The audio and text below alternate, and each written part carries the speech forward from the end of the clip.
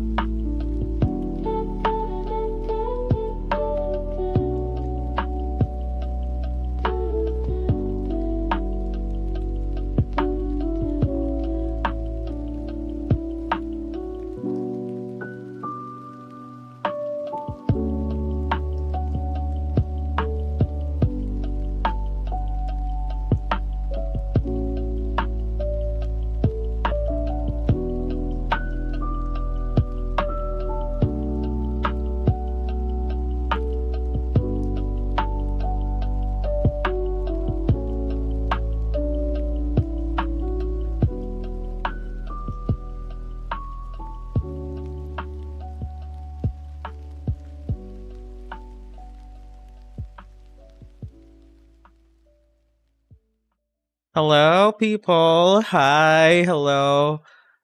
Hello. Hello. All right. Okay. Let me just. Ooh.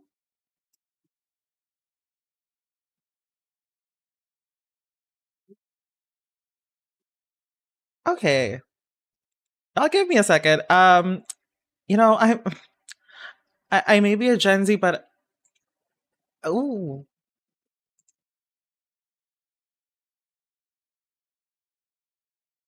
All right.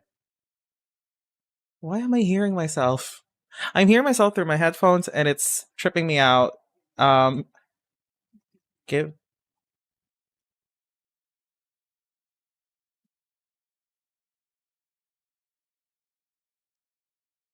Hold on. You know what, guys? So I'll I'll find a way. I'll find a way. All right. There we go. Now I don't hear myself. Oh my god. I hope y'all hear me loud and clear. I just hope everything's working now. Hi. Hello everyone. Thank you so much for being here. And it's so nice to do another stream, do another one of these. Well, let me just formally introduce myself. Hi. Welcome to Dicey Situations. My name is Ravi. I am the host of this show. And in the show, like what we did last time in our first ever episode, we will be reading Reddit stories that focus on the TTRPG experience, the good, the bad, the so-so, the in the middle. And today, as you might have seen from the title, we are focusing on table etiquette. Where are your manners? Where are my manners? Because let us admit, sometimes if you are an active player or if you are a GM, a DM, you may have experienced sometimes you may have players who are they're the best. They make the table fun, enjoyable. They follow the rules that are set on the table, house rules, game rules. And then there are some players who just don't vibe with a table because they don't respect the discussions that happen in that game. So today we have 3 stories that talk all about those. But before we begin, let me go ahead and first and foremost thank everyone who's now watching. I'm not actually sure how many people are watching, but thank you so much for being here. I am so... Okay, I'm reading some of the comments here. Di ba ikaw yung nagda-dice? Di ba kayo yung nagda-dice? Y'all! Sure. Sure. Alright, so... Before we... actually, no. Now, we'll begin. We'll immediately start with our first story, so buckle up. Because these stories... Let me be honest, I have not read any of these stories. So this will be your first time. This will be my first time reading it alongside everyone who's watching. So we'll all have a little surprise. So let's begin with our first story. So our first story is Rules for Thee, but Not for Me. This was posted on r/RPG Horror Stories by Mini Monsoon. All right. So disclaimer for this one. This was a long post, so I had to run it through a software to help it be a little shorter, a little more condensed because this was super duper long. But yeah, let's begin. I, 20F, am a new DM. 20 female, a new DM, and 2 sessions ago was supposed to be session 1. I say supposed to be because I had to retcon the whole thing. There were 4 players, me, the DM, and a satyr druid, a goblin fighter or rogue, a human monk, and a problem player, all male. The problem player was a male Aasimar artificer. The issue started before session 1. I was making a new character. Artificer just reused one he's apparently used in 38 campaigns that all fizzled out. I wanted to make a male satyr paladin, but he kept pushing me to make a Tempest cleric because it's more powerful. I told him no, multiple times, because in my world, only clerics and paladins of religion X can use magic freely, and a Tempest cleric wouldn't fit. To shut him up, I made a druid instead. When I showed a picture I liked for my satyr, he asked me to make her a redhead. Fine. Circle of Wildfire. I went with it. Then he kept sending pictures, none of which I liked, and pushed hard for one with massive cleavage. I refused.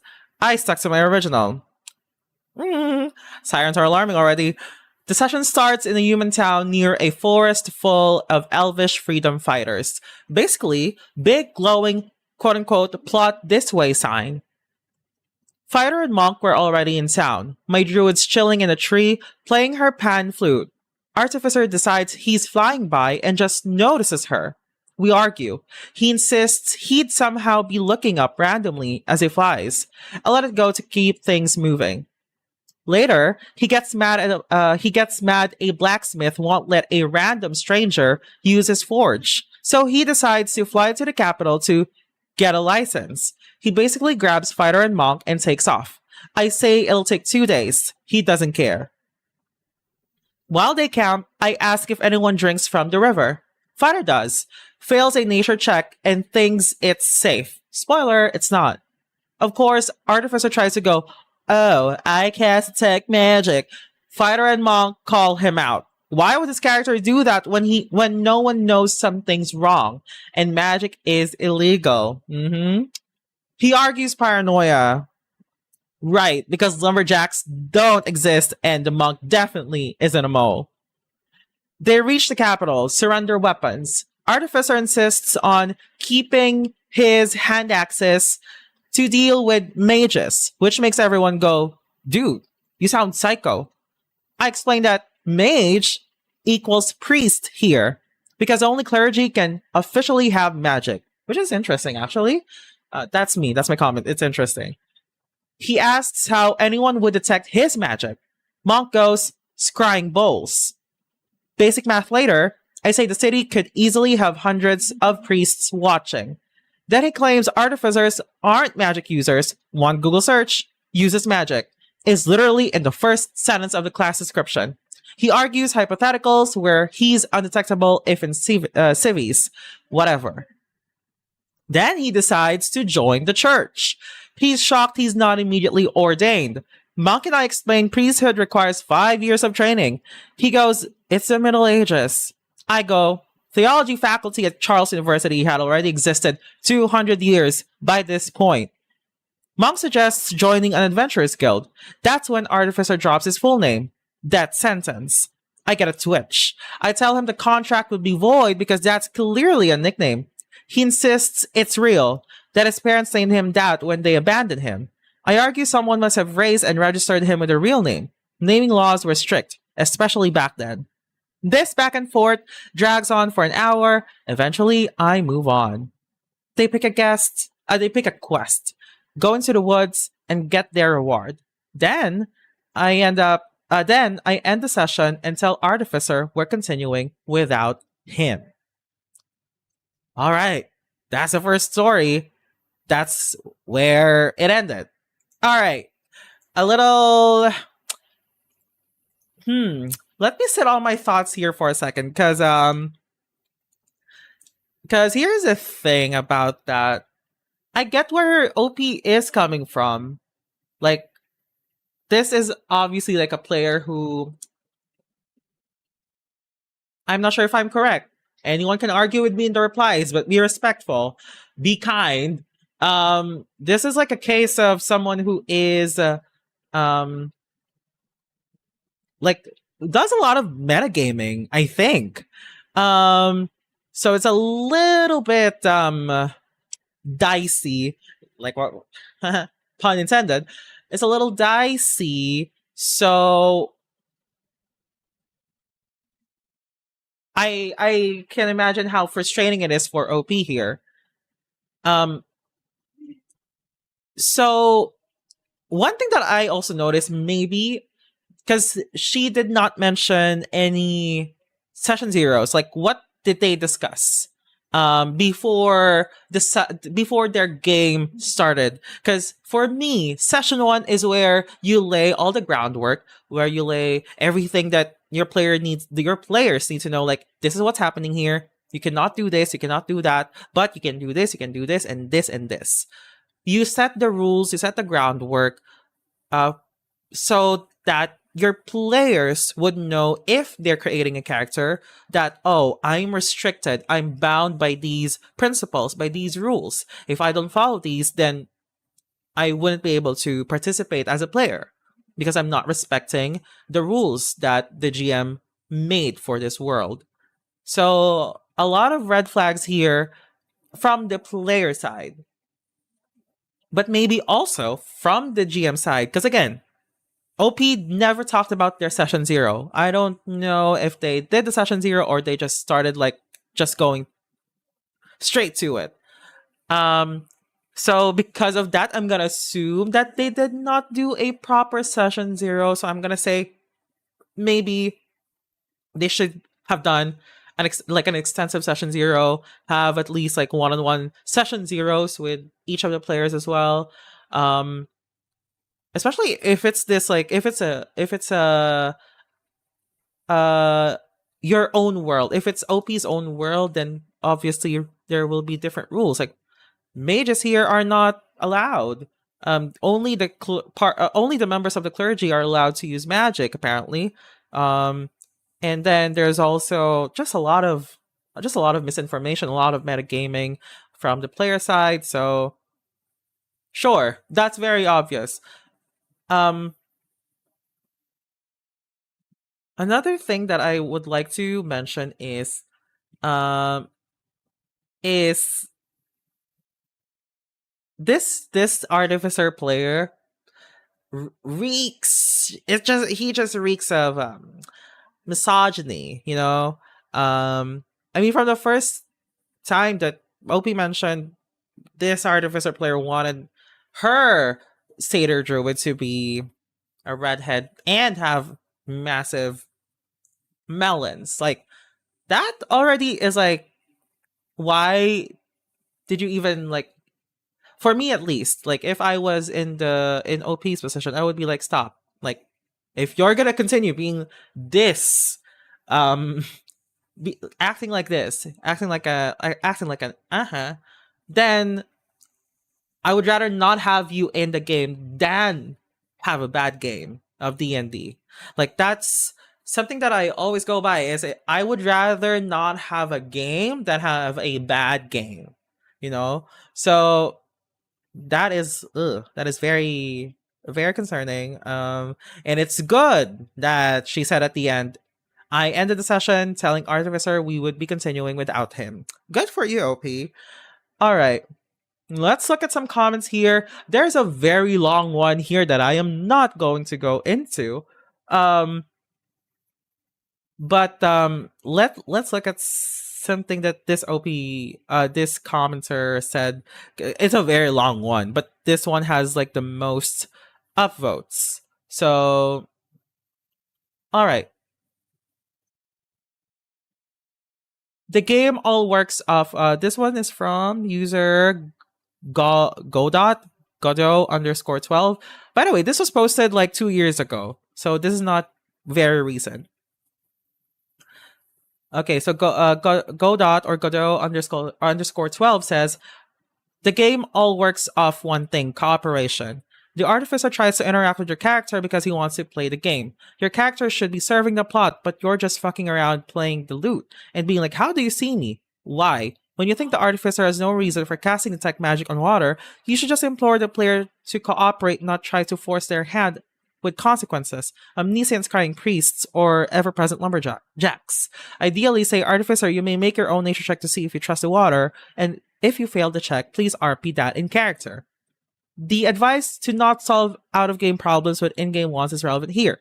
Metagaming is an out-of-game problem that needs to be solved with a conversation with the player, not more metagaming bullshit from your end.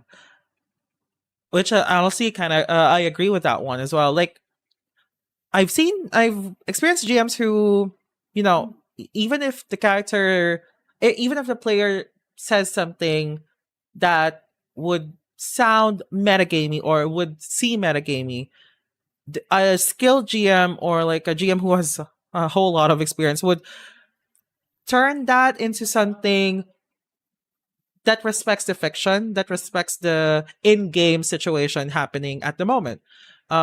So in connection with that, Godot_12 says, from the limited information I have, it feels like you fell into a new DM trap.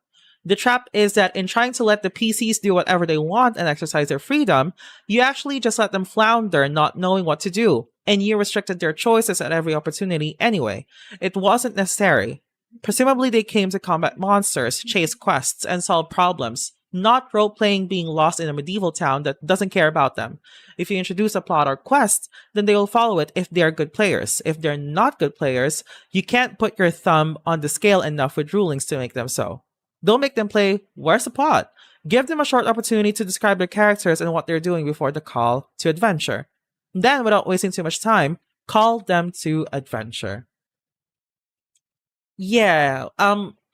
So now this comment here focuses on like the DM's like shortcomings, which I agree. Like I failed to mention like the DM has some, I would not say problems, but things to improve on, because they like the commenter here said they may be a new DM who has not experienced a lot of sessions, so they're focusing too much on they may be focusing too much on making sure that what they think is the path towards the end of this game is exactly what the players are going to do, which leads to, or like what commenter here said,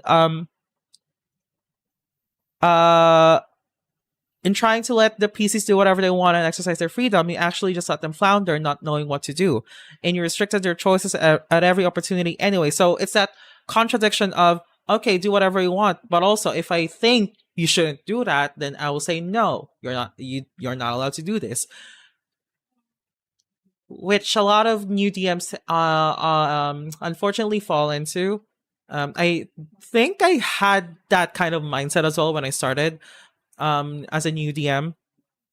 So for any new DMs out there, your first time will not be perfect. Like I'm not saying that you should be like, oh, first game, everything is good. If that's the case, then great, amazing, happy for you. But 90% of the time, that's not gonna be the case for any new DM. We all flounder, we all fail, but we learn from our experiences from the past, and then we just continue improving and improving and improving. So what you can learn from this story here is, if you are gonna GM something, number one, make sure that every rule, everything is clear to your players. Have a conversation with your players to make sure that none of these, misogynistic comments are happening.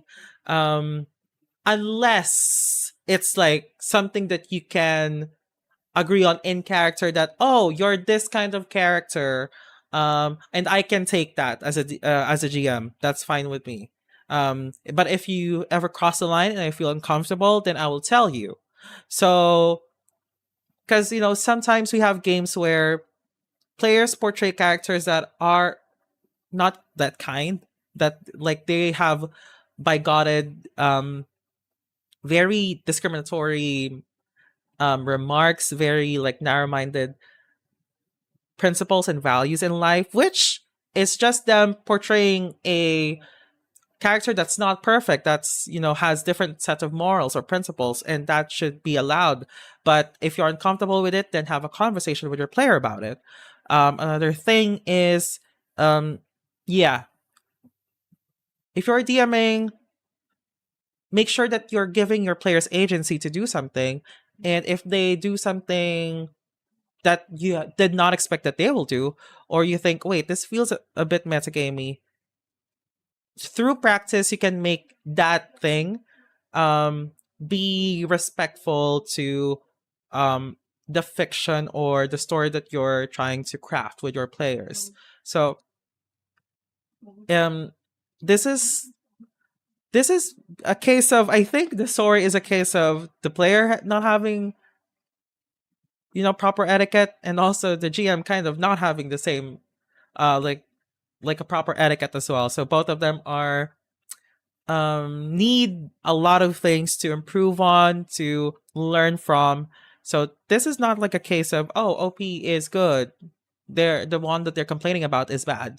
Both of them are need a lot of time to improve on and grow as players and GMs in the TTRPG space, and I hope they've improved, because this was 2 years ago.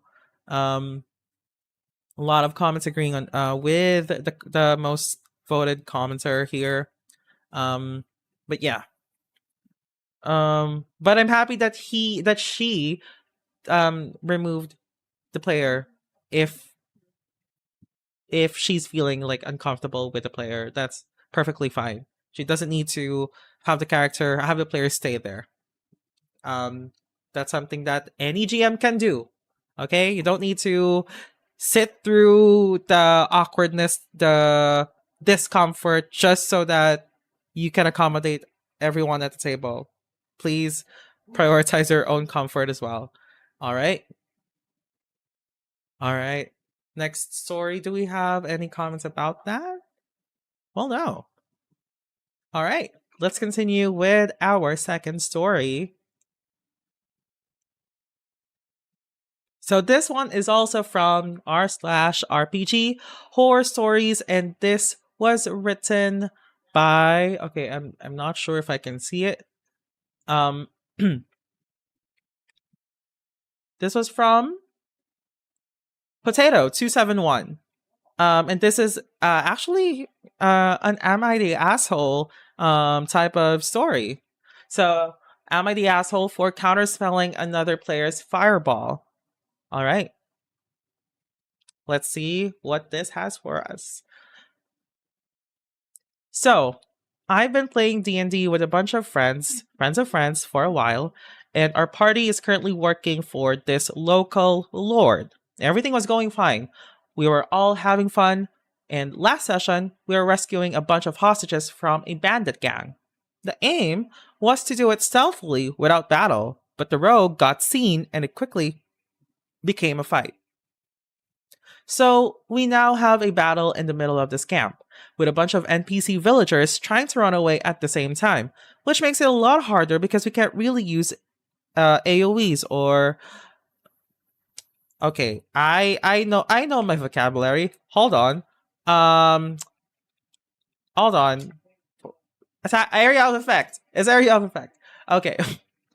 Area of effects. So, for anyone who doesn't know what AoE is, if you're not a gamer, or if you're a gamer but you have not heard it, which, not common, because if you're a gamer, you probably know AoE. But if you don't, AoE is area of effect. It means that if you're using this attack, an area will be affected by that attack. So it's not just, a single player, I will be attacking this single character. No, it's this attack will be affecting this sphere of characters, or this cube of characters. So that could be an attack. It could be like a healing spell. This is applied to a video game and a TTRPG. So that's what AoE is. All right, let's continue.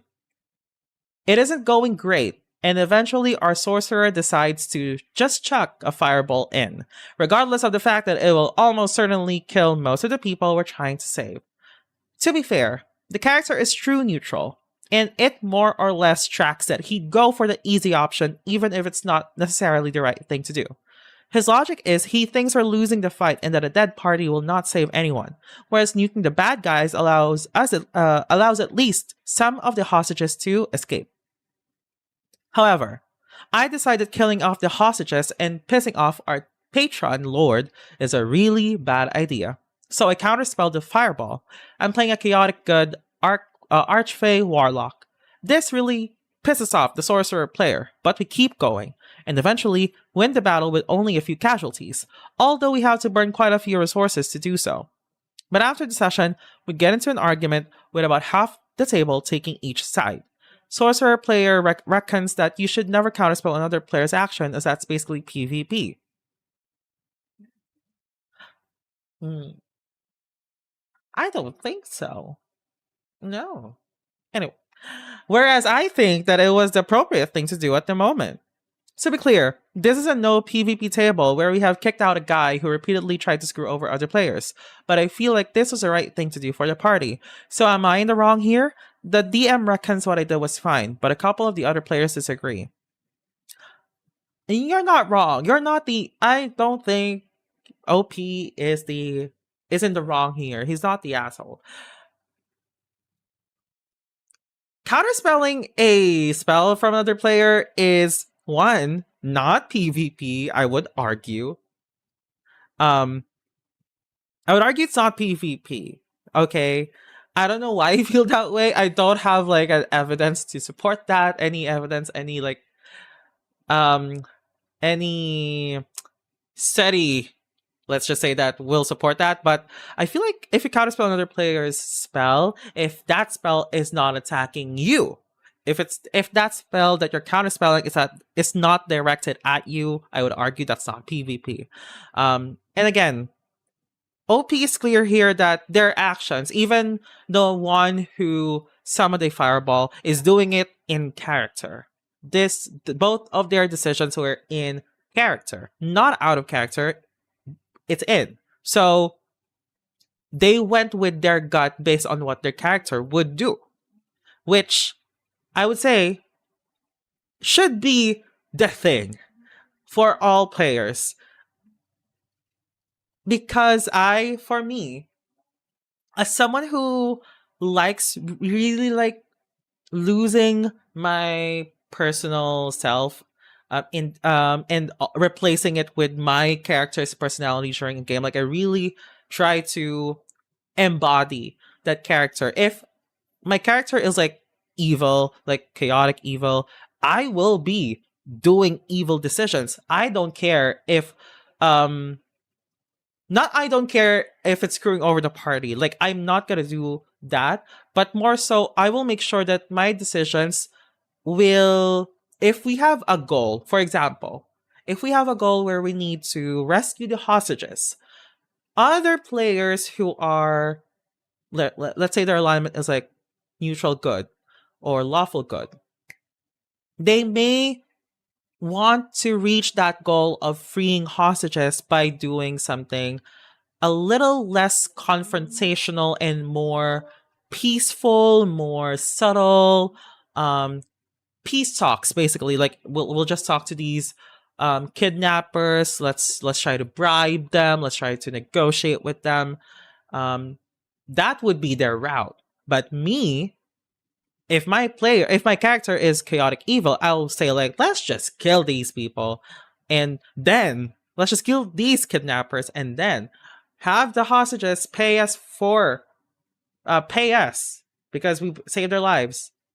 But that's not for free. I'm not gonna save their lives for free, so they need to pay us something.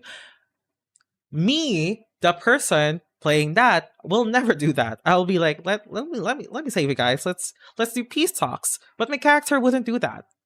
So I will be doing actions. I will be responding. I'll be acting. I'll be deciding based on what my character would do. So if you are someone who, okay, personal opinion, if you're someone who gets affected by that, by in-character decisions, out of character, let me be real with you, I don't think you should play. Because in a TTRPG, you need to be respecting character choices. Especially if the player is doing choices that are relevant to their character. Unless their decisions are really causing a lot of how to say this, like inconveniences, like I said earlier, like if you have the same goal in mind, but this character is doing something else, like it's really disrupting what you need to do, they're distracting from what needs to be done, then that's totally fine. Call out the character, call out the player for doing so.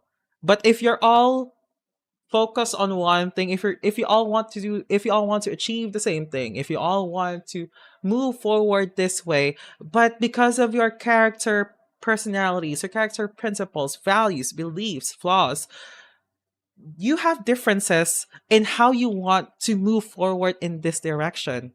Some characters would want to swivel here before moving there. Some would just go straight. Some would take shortcuts so like there's a lot of different ways before you reach your collective destination.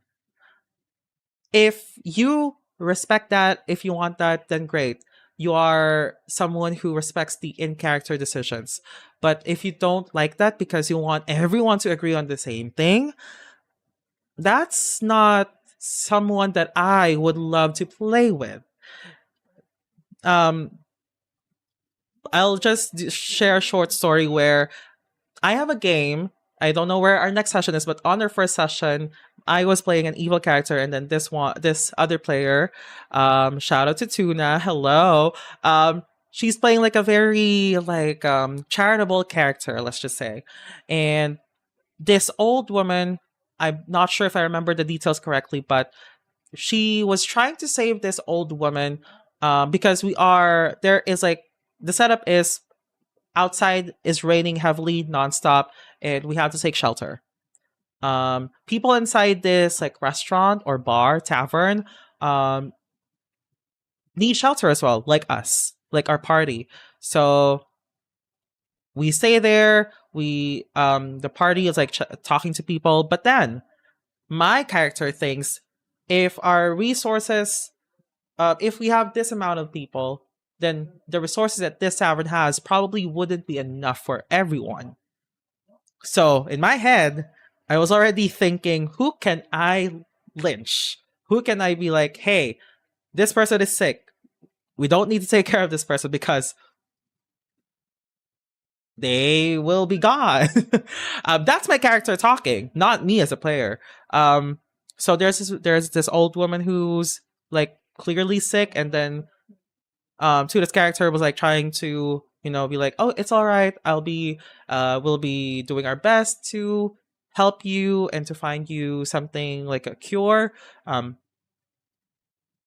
I was like, actually, no, no, that that old woman is gonna die sooner or later. Let's just do it now.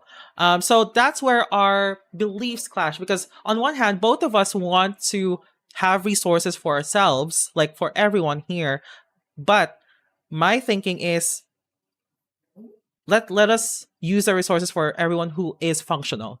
For her, it's like everyone, no matter what, how alive you are, no matter if you are on your deathbed, we all will get resources. So that's where our like principles, our like mindset clashed. But it's still the same thing. We want everyone to have food, to have drinks, to have shelter. But for me, I'm like, we need the people who can survive to stay longer than those who cannot survive longer. So the old people here, goodbye. For her, let's save everyone. So there was tension during the game, but we both understood. Although she had to like take a few days of break to really process the situation. When we talked again, we were talking about it. We were like, hey, you know what, that was such great role play.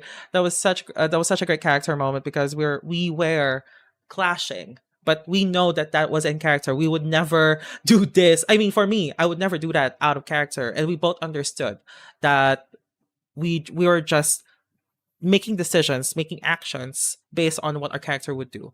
So that is something that I really love in a table where everyone respects the character's choices.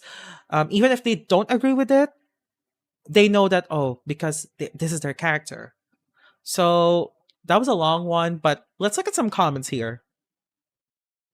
So the most upvoted comment here is from action underscore lawyer underscore comics. You acted in character to save lives. That's legit. However, Sorcerer is now pissed out of character. That's a separate issue. The does counterspell break the tables anti-PvP rules needs to be addressed by the DM. Talk it out as players, and if you can get a resolution, you or Sorcerer might need to find a new table long term. I agree. Like in character things are separate from out of character things. So, and that's why I said earlier, if you cannot, if you don't want any in character actions, if you're pissed at any in character actions, then you might need to find another table, or this player that you're pissed at needs to find another table, like, because you will not mesh. You will not mesh. Okay. Um, and yes, this needs to be talked about. This needs to be talked about by everyone. Like, let's settle the score for this. Like, how do we want to approach this game? Do we But for me, like, really, like, you should not be pissed at, you could be pissed, sure, you may be pissed, but also keep it to like, remind yourself that that was an in character decision. I am gonna separate myself from the character. So if I am pissed in character, I should not be pissed out of character too. Like, and even if I am pissed out of character, let me convert that into a thought of like, oh, because they did that in character. So even if I'm pissed, out of character, I respect their decision. All right, let's. Someone else said, um, basically nuking everyone does not seem true neutral. That screams near chaotic to me. So no, you're not in the wrong. The thing about this is, here's the thing about D&D.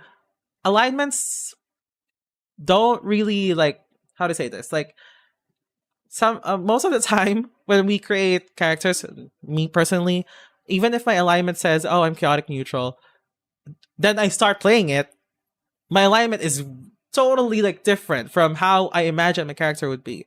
So most of the time I would not put alignments on my character until I start playing this character, like, after 2 or 3 sessions. Because yeah, in my head, maybe in my head, I'm like, okay, this person is so kind. My character is so kind.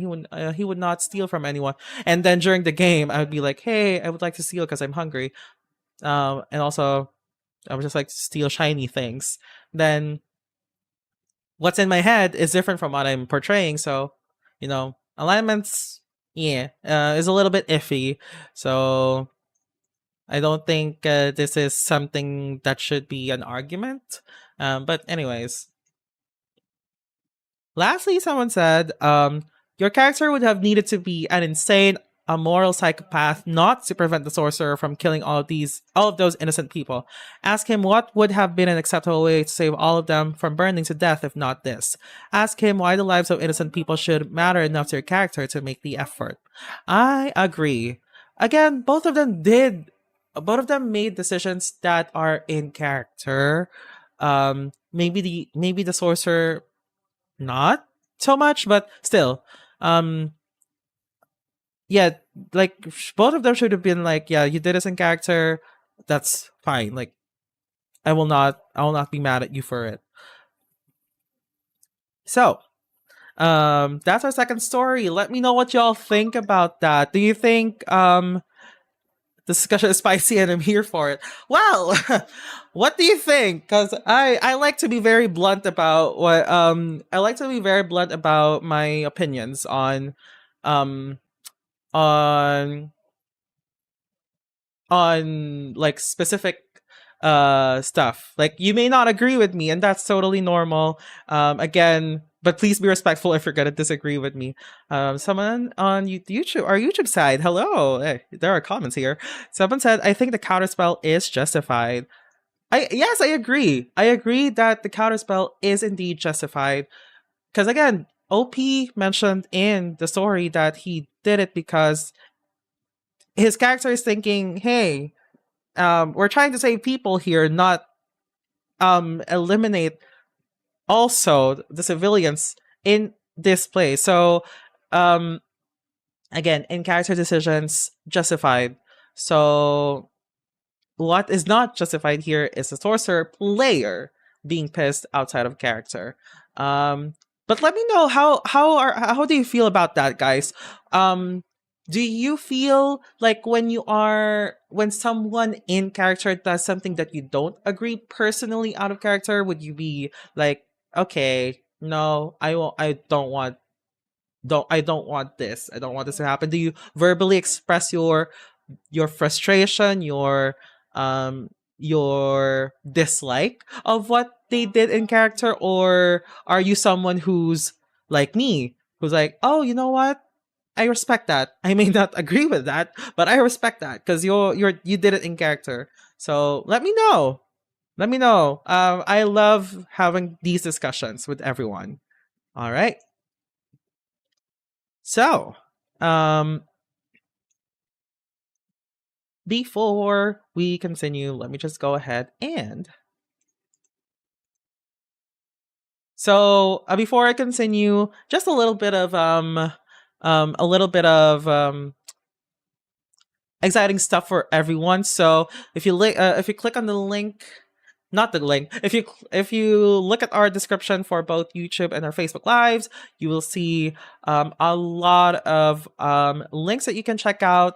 Our Noctees shirt are still available, so please check that out. We're also going to, again, we always say this, we're going to Board Game Business Expo next year, and we'll be covering them also. If you want to check out that event, maybe you're interested in going, please check out their link also in the description. We also have a lot of drive-through RPG links there, like The Lost Ones of the Mounds. This is by the Carabao Chronicles. Field Trip of the Forgotten Pats. And we also have Thirsty. Okay, I'm getting tongue-tied. Thirsty Sword Lesbians Expanded Bundle, also on drive-through RPG. All right. And please, if you have dogs, if you have pets and you want to support an organization that prioritizes animal rescue and adoption efforts across the Philippines, please also click the link in our description. Passion Project is there. And also, if you want to support us, RD3, you can support us through GANK, so that any help that you will be receiving on GANK will help us create more TTRPG content and cover amazing events. And I believe my colleagues, not colleagues, my peers, my friends from RD3 are going to more events this month, I believe. And I unfortunately could not go, but next month I'll try to see everyone here. To everyone who's watching and you have events on August, let us know as well, because we want to cover a lot of events that are focused on TTRPGs, board games. So let us know, please. It helps us. It helps us a lot to like shine a spotlight on these events and help everyone, be aware that these events are happening and you might be near where this event is being held. So thank you so much for everyone who is here once again, and please support us through the links below.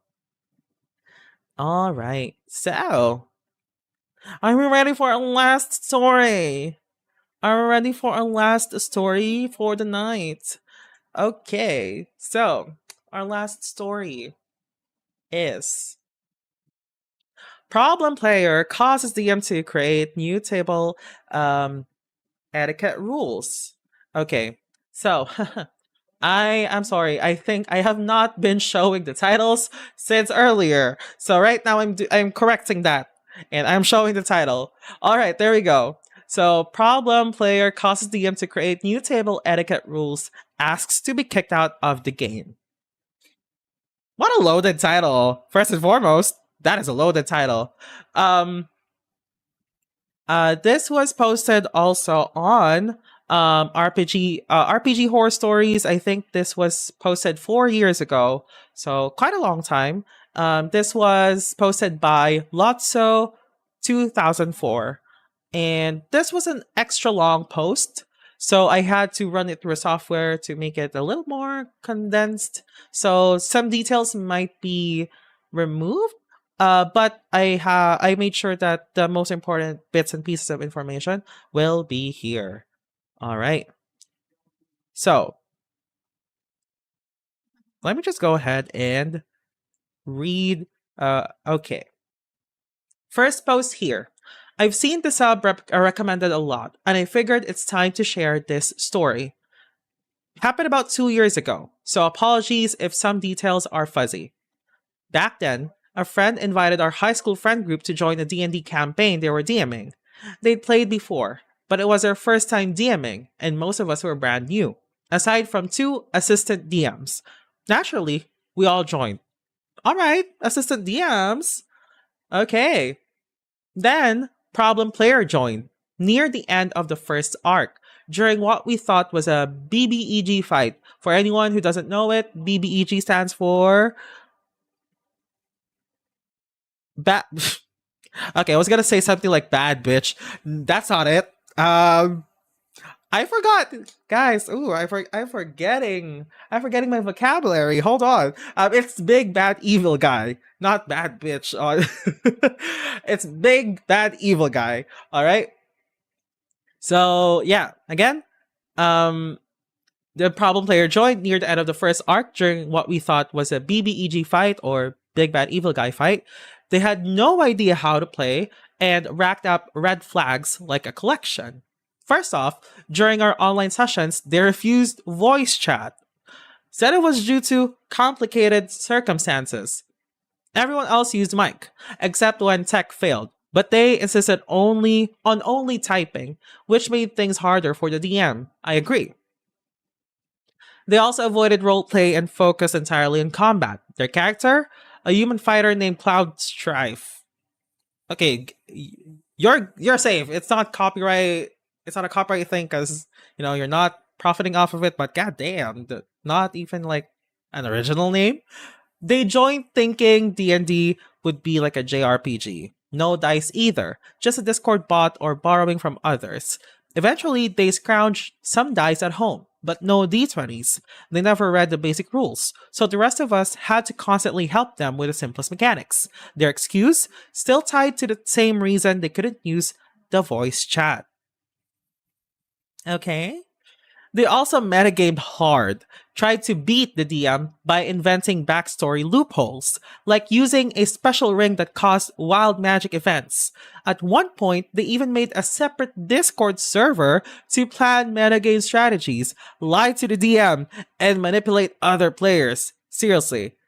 Wow, this is intense. Oh my god, who is OP even playing with? This is criminal, alright?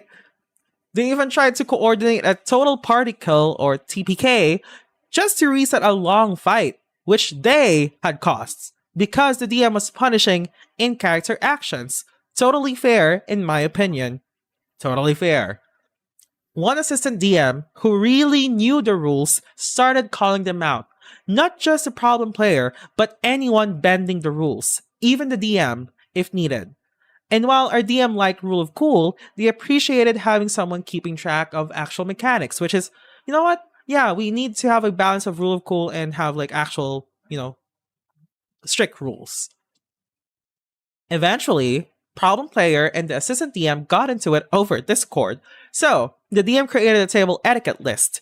No cheating, no arguing with the DM, no metagaming, be kind, DM has final say, and a 3 strikes rule. 1 warning, 2 you're muted, 3 you're out. And that's when Problem Player went off, saying they had already broken most of the rules before they were even written.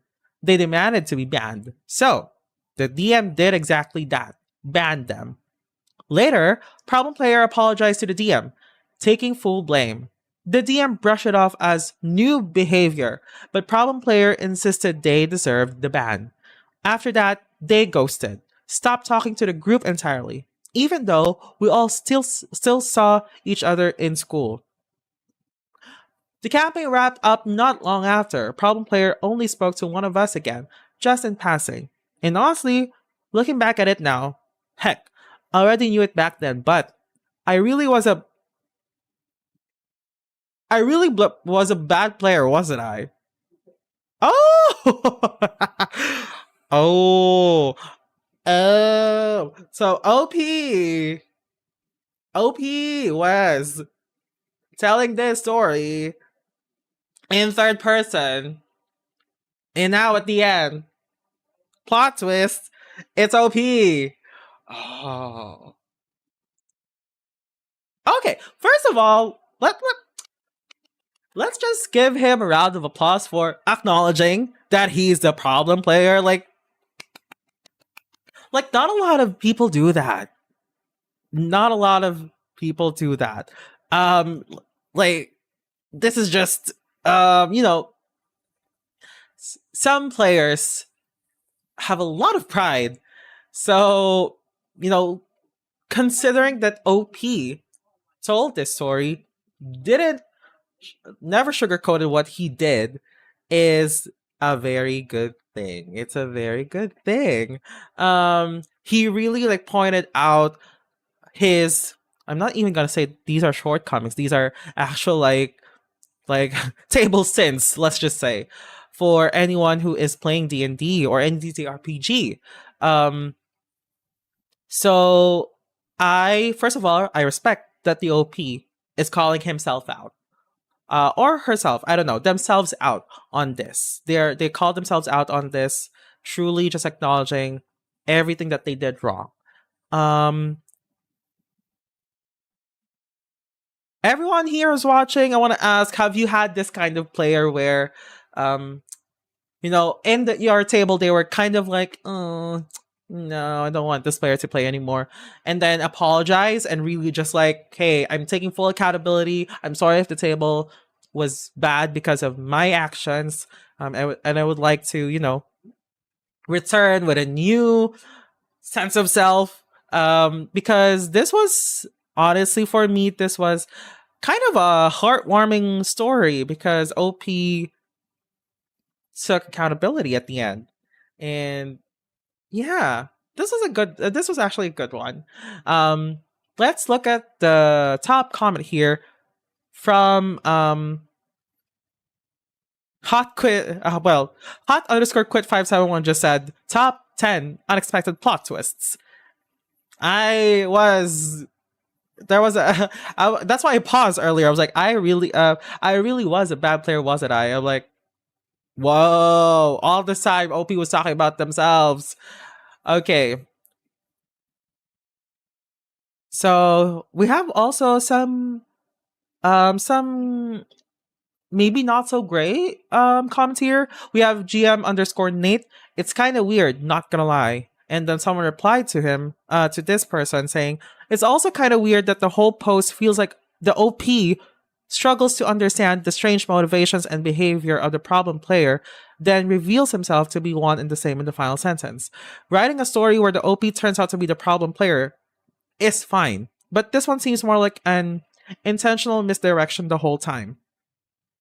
The same original replier commenter said, I don't understand this player's motives or thought processes at all. Also, the player was me. Now I don't understand the thought process either. Another commenter said, hey, I've done stupid shit before that has me shaking my head in reflection. Why the fuck did I ever do or say or think that? OP responded to this thread, yep, that's exactly me. So many mistakes I can't explain for the life of me. And based upon how much I've improved as a player and DM, OP is already DMing. You'd never tell this was me. That's the point, honestly. I can't even tell how I could have made so many mistakes. Mistakes looking back, I think I never would have made. If you told me I'd be a D&D obsessed nerd 2 years ago, especially after I did all this, I think you were lying. After all, look at what I done. But after a bit of reflection, I was able to improve, fix what I could, and move past it. But I'm ranting at this point. The point is, you're right. This is something that I look back on and wonder how it could have ever happened.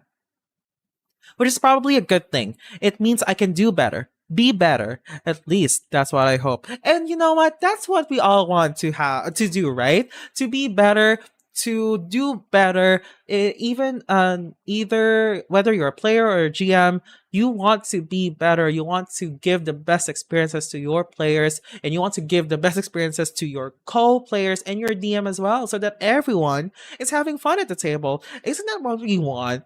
Is that what we all want? We don't want to just focus on ourselves. We want to have fair share of fun for everyone at the table.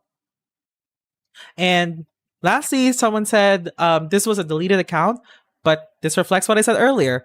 That plot twist of the last line. Hopefully, posting here means you've grown from the experiences. OP. I sure hope OP did. I think I feel like in my heart, OP did learn from this experience. It's honestly, it's great that people, so that some players have acknowledged their mistakes and are really willing to correct their ways. Um, from the Facebook side of things, we have here Migs Avpai said, luckily no problem players so far. And you know what? I am so happy for you. I am happy for everyone who doesn't have any problem players. I might jinx myself with this, but I've never had any problem players as well. Probably helps because we all really are trying to play a game where we want to make also a good story. Like we want to craft a story that we will all enjoy, and that's probably why I don't have any experiences with bad players. I think I've experienced being a bad DM though. Like me personally, I am the bad DM. Not because I was trying to mess my players up, but more so of like, beginner mistakes. Like the beginner mistakes that probably like again restricting their movement, restricting their decisions. But so far my players have been all kind to me. So thank you to my players if you're watching. Mahal ko kayo. Like um okay. Let's go to the YouTube side. Crazy Wolf 1990 said, too many times on Discord D&D servers, every group has a problem player. Some change after talking it out. If not, they leave or get kicked out. I've been a toxic player sometimes. Don't be I'm gonna ask everyone, don't we have some moments where we're like, hey, was I being toxic there? Was I being like a problem player? Or even like a GM. Was I being like a problem GM? That time, that one time. We all had that moment, I believe. But what's really like the best course of action here, like what OP did is we acknowledge that, oh wait, I effed that up. Let me apologize if I needed to if I need to apologize to someone or a group of people, and then start improving and correcting my ways. Removing or deleting any of the things that I did before that affected the people at the table negatively. Okay, someone on the YouTube side also said, MZLPP said, I think it's always best to self-reflect after every session. I believe so. I believe so, and I think everyone needs to do that. Like, for me as a GM and as a player, I always try to ask, first and foremost, ask feedback from the players like, hey guys, what did you think of the game? I always do that. I don't, and I always say to them, please don't give me, oh, it was fun. Like, tell me it was fun, but also tell me why it was fun. Tell me the things that you didn't find fun. You can tell it to me now, or you can send me a DM. If you're not comfortable sharing your like, oh, this is what you kind of did not well in our game. I'll just send it to the DM if you're not comfortable sharing it with other players.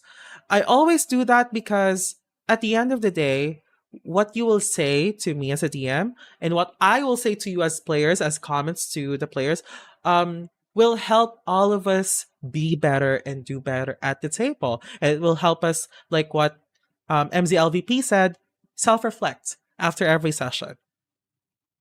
I had one game last week. I was playing Cult Divinity Lost. It was a horror game. I played my own version of Curse of Strahd using Cult Divinity Lost as a system. And one of my players there, all of my players said during the debriefing, they all had fun. But one of the players sent me a private message telling me, hey, I think these are the things that you could improve on.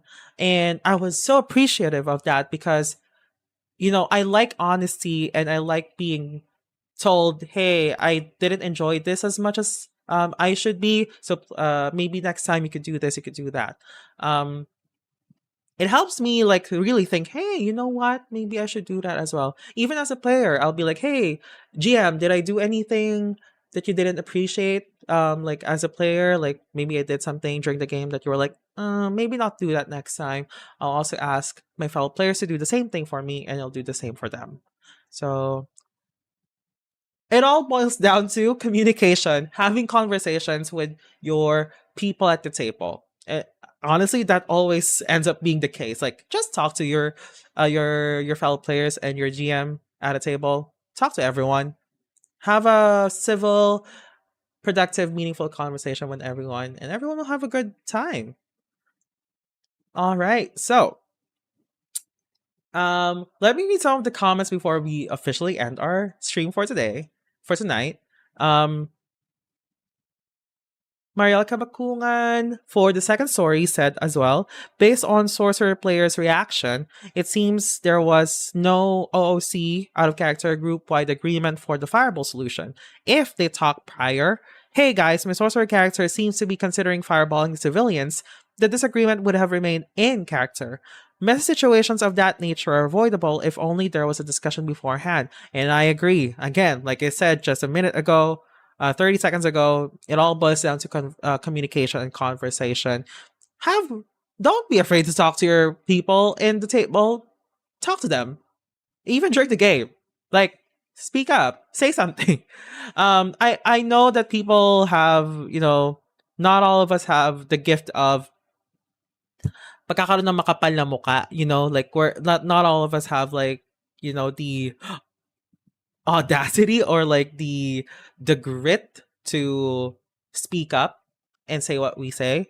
But it's a good thing to do that, especially if you think something crucial will happen. All right. So, um, well, that's the end of our stream for tonight. Thank you so much for joining me, and I'm very happy that a lot of people are actually like engaging with the games here. Oh wait, let me actually read this one first. A thing that always plagues me every game is not putting myself out there enough. Hey, MZLVP. Um, that's something that is practice. It's not like it's not something that you have to force yourself to do. You could try forcing yourself to do it, but um don't do it if you feel not ready to do so. um Maybe have something that maybe do something a little more, maybe like maybe during maybe after the game you talk to the player or the GM through private message if you're not comfortable with doing it on the game with the rest of the group. It is something that is trade. It is something, yeah, speaking out and putting yourself out there is a skill that you can train. So slowly but surely, the more you speak up during a game, start small, then go bigger and bigger, bigger each time. Then you will improve. Um, I can't speak about that a lot because I'm someone who is a blabbermouth. If you have not noticed, I love to yap. So speaking up isn't a problem for me, but I know that many people, I've been with players who only speak in private or after the game. So yeah. Um well, that's it again for tonight. Thank you. So you're welcome. Everyone, you're welcome, and thank you for being here. Thank you so much for being here. It's nice to see a lot of people engaging in our stories for today, especially the second and third one. Yeah, those are like spicier stories. And I'll do my best to have a guest next weekend. Not next weekend. Next stream. Hello. Next weekend will be a different thing. I will not be streaming next weekend. There will be another thing. But next stream of Dicey Situations, I'll do my best to have a guest so we can ping pong off of each other's thoughts and opinions on the stories that we'll be doing. We'll be reading. Thank you so much, and please, happy Saturday. Enjoy the rest of your weekend, and I'll see you when I see you. All right. Once again, this is Dicey Situations. My name is Ravi, and have a good night, everyone. Bye bye.